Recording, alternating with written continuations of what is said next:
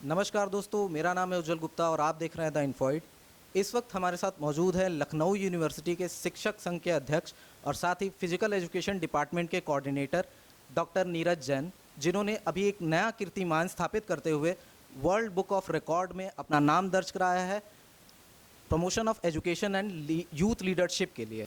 World book of record में sir आपका नाम दर्ज किया गया है, ये जो कि काफ़ी बड़ी अचीवमेंट है। क्या रीज़न है इसके पीछे?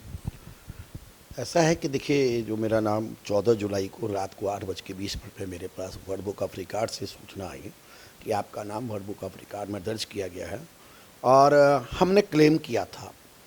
और क्लेम हमारा ये था कि देखिए, हम अपने लखनऊ विश्वविद्यालय में हम छात्र संघ के महामंत्री थे 86-87 में। 89 से 91 में हम छात्र संघ के अध्यक्ष हुए। फिर हम यहाँ पे 2005 में विश्वविद्यालय में शिक्षक बन गए। उसी विश्वविद्यालय में हम शिक्षक संघ के पहले कला प्रतिनिधि हुए 2010 से 12 तक। 2012 से 14 में हम शिक्षक संघ के महामंत्री हुए। तो हमने कहा कि सोचा अगर हम अध्यक्ष भी हो सकते हैं तो ये अभूतपूर्व इतिहास होगा और कोई किसी इसको तोड़ भी नहीं पाएगा। तो इत्तेफाक 31 जनवरी 2019 को हम शिक्षक संघ के अध्यक्ष हो गए। जब हम अध्यक्ष हुए, इसी दौरान वृक्षारोपण एक अभियान चला 26 जनवरी को राज्य सरकार द्वारा हुआ। तो लखनऊ विश्वविद्यालय ने 26,000 पेड़ एक दिन में पौधे लगाने का वर्ल्ड रिकॉर्ड बनाया।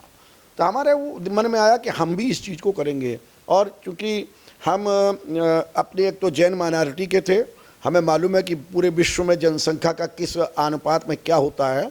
और इधर हमारे तमाम एक इंटरनेशनल सेमिनार हमने आयोजित किया था, उसमें 14 देशों के 23 लोग आए थे। उन 23 लोगों से हमने बात की कि भाई ऐसा है आपके यहाँ, के बोले हमारे यहाँ तो कोई नहीं है। तो हर कंट्री वाइज हमारी बात चलती रही। हमारे तमाम लोग अमेरिका में भी हैं, इंग्लैंड में भी हैं, तो सब जगह हमने पता किया। तो ये हुआ कि उनके यहाँ नहीं है। हमने उसके बाद उसको अप्लाई कर दिया और ये हमें विश्वास था कि हमारे नाम होगा, क्योंकि भारतवर्ष तो छोड़िए, हमें एशिया भर के अंदर कोई ऐसा शायद ही कोई शख्स होगा जो उसी शिक्षण संस्था में, वो भी राज्य के विश्वविद्यालय जहाँ पर ब्राह्मण और क्षत्रिय का बहुत वर्चस्व होता हो, वहाँ पर मैं एक जैन बहुत मामूली सा व्यक्ति इतना बड़ा रिकॉर्ड बना पाया। मैंने अप्लाई कर दिया और जब अप्लाई किया तो उसके बाद ये मेरे नाम ये रिकॉर्ड दर्ज हो गया। और मुझे बेहद प्रसन्नता है कि मेरे नाम एक जो रिकॉर्ड दर्ज हुआ मेरी वजह से नहीं हुआ, ये लखनऊ विश्वविद्यालय का वो है कि जिसकी वजह से मैं यहाँ पर ये रिकॉर्ड बनाने में कामयाब हुआ। लखनऊ विश्वविद्यालय अगर मुझको प्रवेश ना देता अपने विश्वविद्यालय में तो शायद मैं ये रिकॉर्ड ना बना पाता। तो सबसे पहले तो लखनऊ विश्वविद्यालय का बहुत बहुत शुक्रिया। बनारस से किस प्रकार आप जुड़े रहे हैं? देखिए, बनारस हम पहली बार 1983-84 में आए। हम लखनऊ विश्वविद्यालय टीम के कप्तान थे और यूपी ओलंपिक यहाँ पर स्पोर्ट्स मीट हुई थी। तब यहाँ पे रजाउद्दीन साहब, चंद्रा त्रिपाठी जी, ये लोग थी। तो सिगरा स्टेडियम हम अपनी कप्तानी में टीम लेके आए थे और यहाँ हम स्टेट चैंपियन हुए थे। और तब से अनवरत हमारा यहाँ छात्र राजनीति से भी जुड़ाव रहा। उसके बाद अब हम शिक्षक हो गए तो हमारा बराबर बनारस अब आना जाना लगा ही रहता है। आजकल के यूथ को आप क्या एक मैसेज देना चाहेंगे अपनी तरफ से?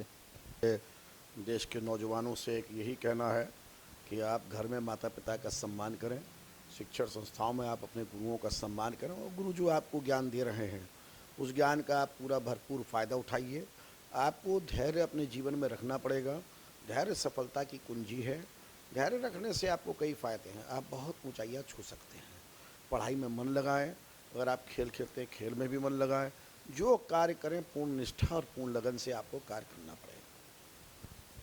दूसरा सवाल ये है मेरा कि आज जैसे यूपी बीएड की परीक्षाएं कराई जा रही हैं, जिसको कि इस साल लखनऊ यूनिवर्सिटी ही कंडक्ट कर रहा है, और ऐसे में इस कोरोना के चलते बहुत सारे यूनिवर्सिटी में अभी जो फाइनल ईयर के स्टूडेंट्स हैं उनके एग्जामिनेशन की डेट तक नहीं आई हुई है। तो जब तक रिजल्ट आएगा नहीं उनको एडमिशन मिलेगा नहीं। तो ये यूपी बीएड की जो परीक्षाएँ हैं इसमें इतनी जल्दीबाजी क्यों? देखिए, यूपी बीएड की परीक्षा ये सरकार की भी परीक्षा है और साथ साथ विश्वविद्यालय के कुलपतियों की परीक्षा है। लखनऊ विश्वविद्यालय की एक ये अहम परीक्षा है। ये चैलेंज है और इस चैलेंज को स्टेट गवर्नमेंट ने भी स्वीकार किया, हमारे विश्वविद्यालय के कुलपति प्रोफेसर आलोक राय जी ने भी स्वीकार किया। और आज आप देख लीजिए कि पूरे उत्तर प्रदेश के 73 सेंटर्स पर ये परीक्षा बहुत अच्छे से संपन्न हुई है।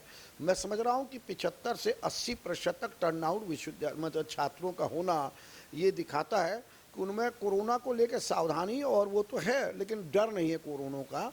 और इस एक परीक्षा से हम आगे का मार्ग हमारा प्रशस्त हो जाता है। तो जो 3 इयर्स के एग्जामिनेशन है, फाइनल ईयर एग्जामिनेशन है, वो अभी होंगे।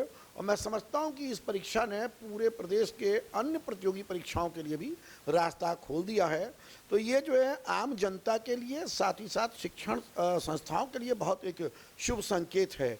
5 लाख की जनसंख्या का, 5 लाख की आबादी का ये परीक्षा होना अपने आप में एक बहुत बड़ा सबूत है कि हाँ, सब लोग परीक्षाओं के लिए तैयार हैं।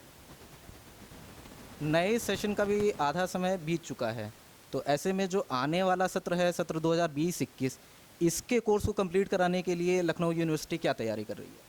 देखिए, लखनऊ यूनिवर्सिटी का अपना प्रोग्राम बहुत पहले से तैयार हो चुका है और आपको मैं बता दूं कि 4 अगस्त से हमारी ऑनलाइन क्लासेस स्टार्ट हो गई हैं। और बाकी जो है यूजीसी साथ साथ हमारी स्टेट गवर्नमेंट जो भी गाइडलाइंस जारी करेगी उसके हिसाब से हमारा पूरा प्रोग्राम प्लान तैयार है। जहाँ तक हम समझते हैं 1 सितंबर से शायद उच्च शिक्षण संस्थाएं भी खोल दी जाएंगी और उसके बाद अगले फेज़ में माध्यमिक शिक्षण संस्थाओं को भी खोला जाएगा। बाकी जो राज्य सरकार ने निर्देश दिए कि उसको पालन करने के लिए हमारा विश्वविद्यालय सदैव तत्पर है। अगला सवाल ये मेरा कि नए एजुकेशन जो नॉर्म्स आए हैं उसके अकॉर्डिंग वर्चुअल प्रैक्टिकल क्लासेस की बात कही गई है, इसके लिए आप क्या छात्रों को कैसे अवगत कराना चाहेंगे, क्या है ये? देखिए, जो न्यू एजुकेशन पॉलिसी आई है उसमें काफ़ी कुछ अच्छी बातें हैं, बहुत फ़ायदेमंद है, लेकिन उनके ये जो 4 इयर्स का कोर्स है मैं उससे इत्तेफाक नहीं रखता हूँ। मेरा अपना मानना है कि इंटर के बाद लड़का बहुत इमेच्योर रहता है, मैच्योर नहीं होता है। ग्रेजुएशन 3 साल का और पोस्ट ग्रेजुएशन 2 साल का ही होना चाहिए था। इस वक्त ये जो नई शिक्षा नीति आई है वो एक व्यावसायिक नीति का हिस्सा हो सकता है, प्राइवेटाइजेशन ऑफ एजुकेशन का एक हिस्सा हो सकता है। क्योंकि आप इसमें देखिए, पहले साल आपने पास कर लिया तो आपको एक सर्टिफिकेट मिल जाएगा, दूसरे साल पास कर लिया तो आपको डिप्लोमा मिल जाएगा, तीसरे साल पास कर लिया तो आपको एक और मिल जाएगा, डिग्री मिल जाएगी। ये है क्या? शिक्षा का व्यवसायीकरण कर रहे हैं, जबकि बीए पास किए बिना लड़का ग्रेजुएट माना ही नहीं जाता है। तो अब क्या है, अब जो चाहे वो एडमिशन ले ले, पहले साल मर्जी हो वहाँ चले जाओ, दूसरे साल मर्जी हो। ये व्यावसायिक संस्था नहीं है कि हमें एक जगह आलू 20 रुपये किलो मिल रहा है, दूसरी जगह 15 रुपये किलो मिल रहा है, तीसरी जगह हमें 2 रुपये किलो मिल रहा है तो हम आलू लें। तो ये तो वही हो गया, शिक्षा का टोटल व्यवसायीकरण है। इसको नई शिक्षा नीति का ये जो तरीका इन्होंने लाए हैं उससे हम इत्तेफाक नहीं रखते हैं। इसमें दिक्कत क्या है? अगर कोई बच्चा फर्स्ट ईयर पास करता है देन ही उसको ये सर्टिफिकेट्स दिए जाएंगे, तो इसमें क्या क्या समस्या है? वो किस लायक बन पाएगा आप ये बताइए मुझको। जितना उसका मेहनत है उसके हिसाब से उसको डिग्री दी जा रही है। नहीं नहीं नहीं नहीं, आप सुनिए, तो सही कहना सही है। तो शिक्षण संस्था जिसकी मर्जी है, जब चाहे तब आइए पढ़िए और चले जाइए। तो शिक्षण संस्था कहाँ रह गई? ये तो एक व्यावसायिक हो गया ना। आपकी मर्जी, किसी दुकान से कपड़ा खरीदे, किसी से मत खरीदिए। अभी तक क्या होता था कि देखिए, ये पहली हमारी शिक्षा नीति आई थी 1986 में, द देन प्राइम मिनिस्टर हमारे राजीव गांधी जी लेके आए थे, जो 1989 से इम्प्लीमेंटेशन हो गया। 2 वर्षीय पाठ्यक्रम त्रिवर्षीय पाठ्यक्रम में चला गया। अब आप त्रिवर्षीय पाठ्यक्रम को चतुर्वर्षीय पाठ्यक्रम में कर देना, उसके साथ ये क्लॉज ला रहे हैं, एक लड़का जब तक ग्रेजुएट नहीं होता है किसी भी सर्विस के लायक उसको माना नहीं जाता है। इंटर के बाद अगर आप कॉमर्स साइड हैं तो आप इधर चले जाते हैं, बैंकिंग में सीए और आईसीडब्ल्यूए के लिए निकल जाते हैं। अब बायो साइड हैं तो आप मेडिकल की लाइन में निकल जाते हैं। मैथमेटिक्स के स्टूडेंट्स हैं तो आप जो है बीटेक एमटेक करने के लिए निकल जाते हैं। लेकिन वो कोर्स करते हैं, जब वो बीटेक हो जाते हैं, जब वो उसके बाद इंजीनियर बनते हैं और जब वो एमबीबीएस कर लेते हैं तो डॉक्टर बनते हैं। उसी तरह से ग्रेजुएशन करने के बाद आप यूडीए, एलडीए, पीसीएस, आईएएस के एग्जामिनेशन में आप अपियर हो सकते हैं। लेकिन आप क्या कर रहे हैं? आप तो पूरे देश को एक धंधा बना दे रहे हैं। फर्स्ट ईयर के बाद सर्टिफिकेट हो, बेटा बनना है कि ना बनना, जाओ। आप देश का मतलब है, देश शिक्षा से ही किसी देश की प्रगति मानी जाती है। पूरी दुनिया के हर उस मुल्क की तरक्की होती है जहाँ पे शिक्षा ऊंचा स्थान हासिल करती है। आप ऊंचा स्थान थोड़ी हासिल करा रहे हो। जैसे बिना पढ़ा निरक्षर लोगों के लिए आपने लिटरेसी एजुकेशन कर दिया, भाई आप अपना नाम लिख दीजिए, अखबार पढ़ लीजिए, अपना नाम पढ़ लीजिए, आप लिटरेट हो गए। तो ये भी तो एजुकेशन हो गया। हमने बीए फर्स्ट ईयर करने के बाद हम चले आ, भाई हमें नहीं पढ़ना, हम सर्टिफिकेट, हम बीए हैं, वो भी बीए कहलाएगा। 2 साल वाला भी बीए कहलाएगा, 3 साल वाला भी बीए कहेगा। लेकिन जब 3 वर्ष 4 वर्ष का जब बीए कर लेगा, उससे पहले क्या वो नौकरी के लिए जा सकता है, कहीं अप्लाई कर सकता है, कुछ बन सकता है? जब नहीं प्रश्न आ रहा है उसका उत्तर ही है नहीं हो सकता। बिना ग्रेजुएशन कंप्लीट किए हुए आप समाज में स्थापित नहीं हो सकते, आप देश की सेवा नहीं कर सकते। तो इसका फ़ायदा क्या है ऐसी डिग्री का कि 1 साल लेकर खाली कहने के लिए हमने बीए कर लिया? ये प्रश्न है, बहुत बड़ा प्रश्न है और इसको शिक्षाविदों को इसको बहस करनी पड़ेगी। तो ये थे हमारे साथ डॉक्टर नीरज जैन, जिन्होंने नए एजुकेशन नॉर्म्स को शिक्षा का व्यवसायीकरण बताया है। हम लेकर आते रहेंगे आपके लिए और भी नए नए वीडियोस। तब तक के लिए देखते रहिए द इनफॉइड।